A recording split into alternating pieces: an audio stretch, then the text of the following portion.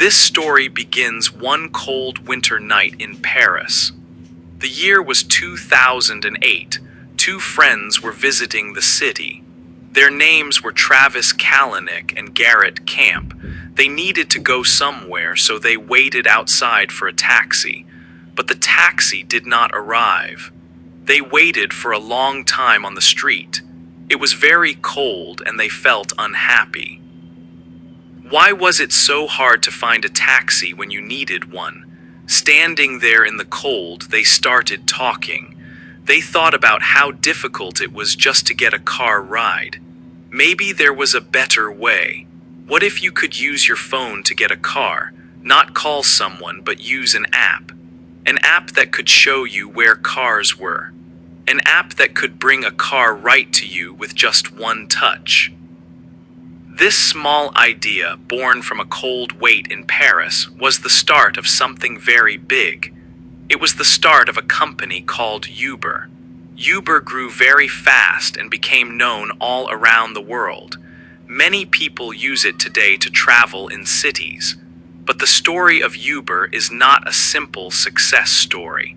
It is different from many other business stories. The idea for Uber was new and exciting. It changed how people moved around in cities. However, from the beginning, the company faced big challenges. Some people said the way Uber worked was against the rules. They said it was not legal. Because of this, Uber had many arguments with city leaders and taxi companies. There were many disagreements and difficult times. The company grew, but it also created many problems. People argued about whether Uber was good or bad for cities, for drivers, and for customers. This book tells the story of Uber. It explains how the idea started and how the company grew so large. It also talks about the many problems and fights that happened along the way. It is a story about a new idea, big changes, and many, many arguments. 2. The start. Travis Kalanick had difficult times when he was young. He started working early. As a teenager, he sold kitchen knives. He went door to door in his town. This helped him become good at selling things. These skills were very useful later when he needed money for his companies. Travis did not finish college. He left to start his first company called Scour. Scour let people share files on the internet, but it got into big trouble. Many large companies sued Scour for using music and movies without permission. They asked for $250 billion. Scour failed and had to close. Travis felt angry and sad about this. He decided to start another company. He called it his revenge business, Red Swoosh. It used similar technology to Scour, but this time he made the companies that sued Scour pay him money to use his service. After some years, Travis sold Red Swoosh. He earned millions of dollars. This money gave him the chance to work on his next big project, the idea that became Uber. Travis and his friend, Garrett Camp, often found it hard to get a taxi. They believed there was a better way to get a ride. The main idea for the Uber app came while watching a James Bond movie. They saw James Bond track a car on his phone using a map. They thought, we can make an app that does that. They launched their new service in San Francisco in 2010. At first, it was called UberCab. UberCab was different from normal taxis. It offered a luxury experience. Customers rode in clean, black cars, often with nice leather seats. Sometimes, drivers even offered cold bottles of water. The UberCab app made getting a car simple. You just touched a button on your phone. No need to make a phone call. The best part for many people was watching the car on the app's map. You could see exactly where your car was and how long it would take to arrive. Paying was easy too. The cost of the ride was automatically taken from your bank card saved in the app. You did not need to worry about cash or giving a tip. This new service quickly became popular, especially with wealthy people in San Francisco. Using UberCab felt modern and special, a little bit like being James Bond. It became a cool thing to do. The company had a very good start. 3. First problems. UberCab started well in San Francisco. People liked the new service.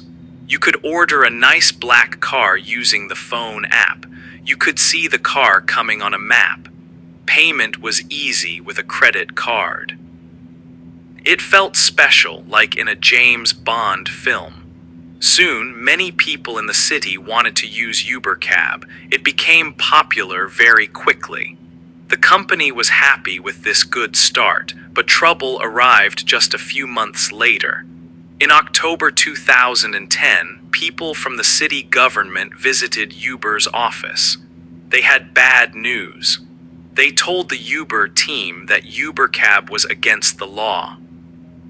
At that time, UberCab drivers were professional drivers. They had the correct licenses, but there was a problem. The drivers used their own cars, not cars owned by UberCab. This helped UberCab save a lot of money. However, the city had strict rules for taxi businesses. The city officials said UberCab was breaking these rules because it did not own the cars and acted like a taxi company without the right permissions.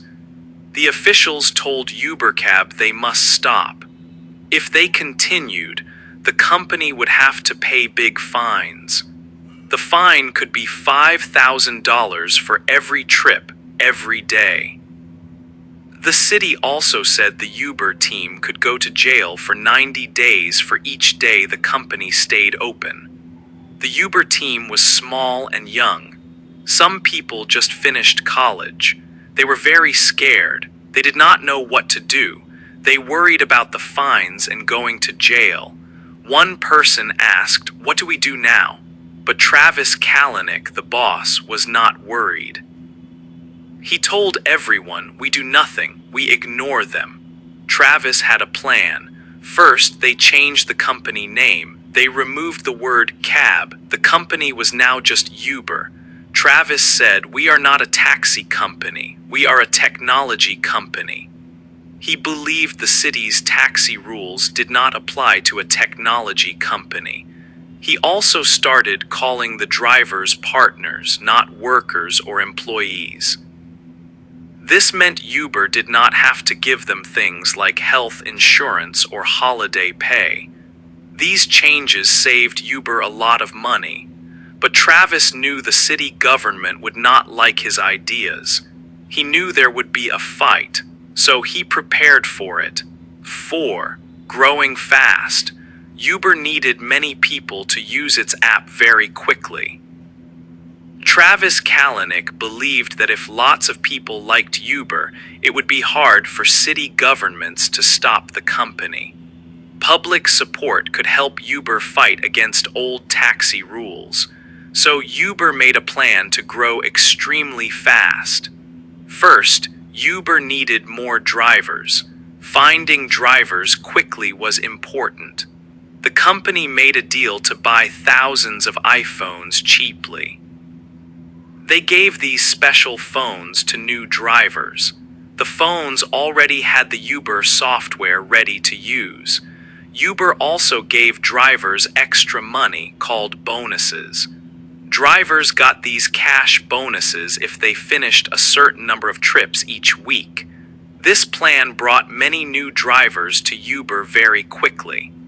Next, Uber needed riders, the customers who use the cars. To get riders, Uber offered the first trip completely free. Many people wanted to try a free ride in a nice car. After the first free ride, Uber also made the second and third trips cheaper. The company thought that if people tried Uber a few times, they would understand its value. Then they would be happy to pay the full price in the future. This strategy cost a lot of money. Uber lost money on almost every ride at the start because of the free rides and driver bonuses, but the plan was successful. Soon, many people in San Francisco started using Uber all the time. They chose Uber instead of regular taxis. Uber did not stay only in San Francisco. The company began expanding into other cities very fast. They used the same strategy everywhere they went. They offered free rides, cheap rides, and driver bonuses to grow quickly. The app became popular in new cities very fast. This quick growth often happened before city authorities could react or try to stop Uber. When city leaders did try to stop Uber, saying it was against the rules, Uber used its users. The company sent alerts to users through the app. These messages asked users to help keep Uber in their city. The app had easy buttons to click. One button let users sign an online petition supporting Uber. Another button helped users send an email to their local politicians. Uber even wrote the email text for them. City leaders' email inboxes quickly filled with messages supporting Uber. Uber also organized protests. They asked users to come to places like City Hall and show their support. Sometimes, not many users came. In one protest in New York, Uber told its own employees to leave their desks and join the protest outside. The city leaders watching did not realize many protesters were actually Uber workers. Uber used these methods to grow and fight city rules. 5. Secret ways to win. Uber wanted even more customers. In 2012, they started a new service called UberX. This service was cheaper than the first black cars. It was for everyone. UberX allowed almost anyone with a normal car to become a driver. This meant many more cars were available for customers. But this change also created bigger problems and more fights with city governments. The city leaders were very angry. They said UberX broke the rules for taxis. UberX drivers were not professional taxi drivers with special licenses. Cities tried hard to stop UberX. They started to threaten the drivers directly. This made many drivers scared. City workers told drivers, "If we catch you driving for Uber, we will give you big fines. We might take your car away." They hoped drivers would be too afraid to work for Uber, but Uber had a plan to protect its drivers.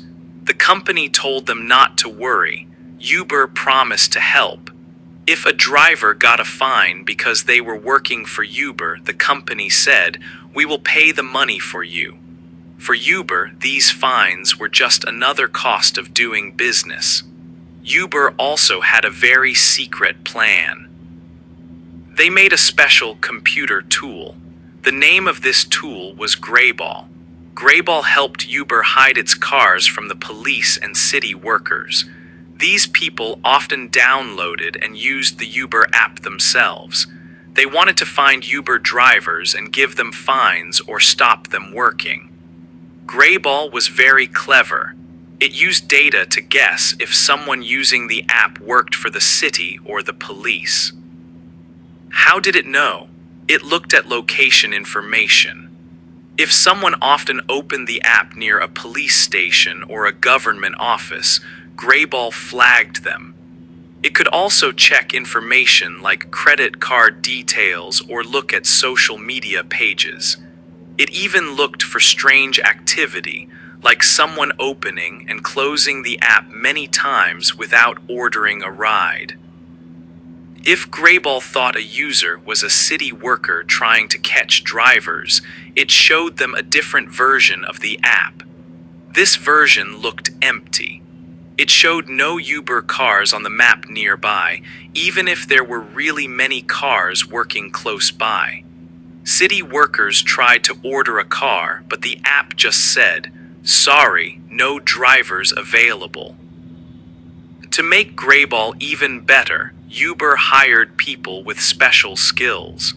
Some of them used to work for spy groups like the CIA and FBI. These workers helped Uber find city officials and improve the Greyball software. It was like a secret spy operation inside the company. This secret tool tricked the authorities for years.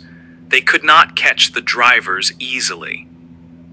They thought maybe their warnings were working and drivers were staying home. But really, Uber cars were still driving all around the city. Because of Greyball, Uber could keep growing its business in cities, even when the city leaders said it was not allowed. Uber kept Greyball secret for a long time. People outside Uber only found out about it in 2017. While using Greyball, Uber also spent a lot of money talking to governments. This is called lobbying. They tried to persuade politicians to change the laws so their way of working would become legal. 6. Fighting the other cars. Uber was not the only company offering rides with an app. Soon, another company called Lyft started. Lyft was very similar to Uber. It also let normal people use their own cars to give rides. Travis Kalanick, the boss of Uber, did not like having a competitor like Lyft. He wanted Uber to be the only big company in this business. He believed there could only be one winner, and he wanted it to be Uber. Travis decided to fight Lyft very hard, sometimes using unfair methods. Uber started to use tricks against Lyft. For example, Lyft often had parties for its drivers. These parties had food and games. They were a way to thank drivers and find new ones, but Uber sent its own people to these Lyft parties. The Uber people gave Lyft drivers special codes for money if they started driving for Uber instead. They tried to steal drivers away from Lyft at Lyft's own events. Lyft had a fun marketing idea. They gave drivers big pink mustaches to put on the front of their cars. This made Lyft cars easy to see and looked friendly. Uber made fun of this idea.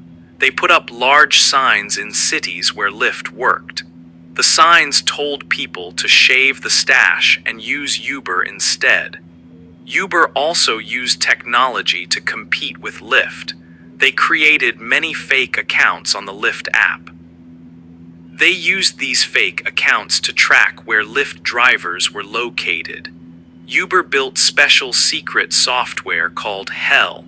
This software showed a map of all the active Lyft cars. Uber already had a map called Heaven to see its own drivers. Using the Hell map, Uber could find drivers who worked for both Uber and Lyft. Uber then offered these drivers extra money and more rides. The goal was to make these drivers stop working for Lyft completely. Sometimes, Uber workers used special phones, called burner phones, to order Lyft rides. When the Lyft driver arrived, the Uber worker tried to convince them to join Uber. Other times, they ordered many Lyft rides at once and then canceled them at the last second. This caused problems and frustration for Lyft drivers. Travis also tried to stop Lyft from getting money from investors. Investors give money to companies to help them grow. When Travis found out Lyft had meetings with investors, he would call the same investors right after Lyft. He told them Uber was bigger and would be more successful. Because investors usually only put money into one company in the same business, They often chose Uber over Lyft. Travis was very good at talking to investors and making them excited about Uber's future. Uber received large amounts of money, including $258 million from Google Ventures. This extra money helped Uber grow faster and offer more discounts than Lyft. Uber also did publicity stunts like giving out roses on Valentine's Day to get more attention. 7. Big trouble. Uber's fast growth caused many problems. Traditional taxi drivers started losing money and their jobs. For some drivers, life became very hard. One taxi driver in New York felt he could not survive anymore because he earned too little money. He ended his life. In India, another driver killed himself because he could not pay for his car. Angry drivers brought his body to Uber's office. They shouted that the driver would still be alive if Uber paid more money. There were many arguments about Uber. Was it good for drivers? Uber said yes, it helped people make money. But many drivers said that after paying for fuel, car repairs, and taxes, they earned very little. They often made less than the minimum wage. Also, Uber drivers did not have job security or benefits like health insurance. Safety became a big worry. It was easy to become an Uber driver, and some people felt this created risks. In 2014, a terrible crime happened in India. A woman fell asleep in an Uber car late at night. The driver took her to a quiet place and attacked her. This story was in the news everywhere. People became scared about using Uber. Some countries stopped services like Uber for a time, but Uber did not make it much harder for people to become drivers. There were also problems with how Uber used information about its users. Uber started tracking people on the app even after their ride ended. The company also had a very big problem with data security. Hackers stole the personal information of 57 million Uber customers. Uber paid the hackers $100,000 to hide this information and did not tell anyone for a year. More bad news came in 2017. Taxi drivers in New York stopped working for a day. They were protesting against the government. Uber cars continued to work during the protest. Many people thought this was wrong. They felt Uber was using the protest to make more money. A lot of people became angry. The hashtag #DeleteUber started on social media. More than 500,000 people deleted their Uber accounts. People's opinions about Uber were changing. At the start, many liked Uber because it was new and cheap. Now more people thought Uber did bad things. The company's reputation was getting worse. 8. The end of the ride. Uber wanted to grow bigger in China. China is a very large country. Uber spent billions of dollars there. They gave free rides and money to drivers. But this caused problems. Some people cheated Uber. They used many cheap phones. Half were for drivers and half were for customers. The scammers ordered rides from their own phones. They drove around with many phones. They got money for the free rides and extra money for drivers. Uber lost millions of dollars from these fake trips. To stop the scammers, Uber needed to track phones. But Apple had rules against this. Uber secretly broke Apple's rules. Apple found out and was angry. Uber also had problems with a Chinese company called Didi. Didi was like Uber but Chinese. The government helped Didi. Didi played tricks on Uber. After losing lots of money, Uber left China. They made a deal and got a part of the Didi company. Travis was not happy because he wanted to win in China. More problems came for Travis. Someone filmed him arguing with an Uber driver. The video went online. Many people saw it. Also, Uber started working on cars that drive themselves. Many drivers were angry. They thought Uber wanted to get rid of them. Inside Uber, work was very hard. People worked long hours. Travis wanted everyone to work like him. The company felt like us against the world. Uber also had big parties. One party cost about $25 million, but there were bad things too.